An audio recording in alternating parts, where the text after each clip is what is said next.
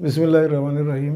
প্রিয় এসএসসি মানবিক বিভাগের ছাত্রছাত্রীবৃন্দ, আপনাদের ভূগোল ও পরিবেশ সাবজেক্টটার সাজেশন পর্বের আজকে 11তম অধ্যায়।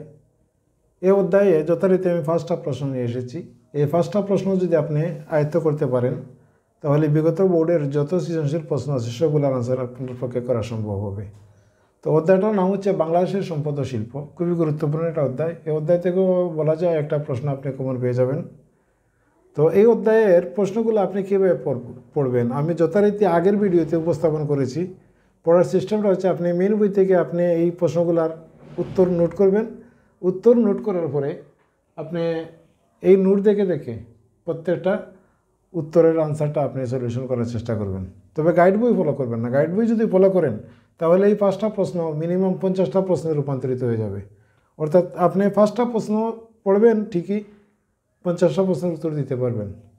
তো আমি আর কথা বাড়াচ্ছি না, সরাসরি চলে যাচ্ছি প্রশ্নে। প্রথম প্রশ্নটি হচ্ছে ধান ও পাট উৎপাদনের অনুকূল পরিবেশ ব্যাখ্যা করো। এটা মেন বই খুব সুন্দর করে দেওয়া আছে, এখান থেকে নোট করে নেবেন। 2 নম্বর প্রশ্নটি হচ্ছে অর্থনীতি ও প্রাকৃতিক ভারসাম্য রক্ষায় বনভূমির গুরুত্ব ব্যাখ্যা করো। তো বনভূমির গুরুত্ব আপনারা জানেন যে গ্রিন হাউস ইফেক্ট, বনভূমি নিধন হওয়ার কারণে আসলে গ্রিন হাউস ইফেক্ট আমাদের সমাজের মধ্যে প্রভাবিত করতেছে। তো এটা নোট করে নেবেন। তারপরে বাংলাদেশের অর্থনীতিতে পোশাক ও সার শিল্পের অবদান ব্যাখ্যা করো। তারপরে শ্রুতজ বনভূমির বৈশিষ্ট্য ব্যাখ্যা করো।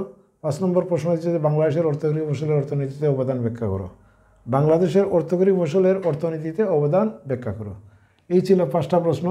এই 5টা প্রশ্ন করলে আপনার 50টা সৃজনশীল প্রশ্নের উত্তর দেওয়া সম্ভব। তো যাই হোক, আমি এই ব্যাপারে আগের ভিডিওতে অনেক আলোচনা করেছি, আজকে আর আলোচনা করতে চাচ্ছি না।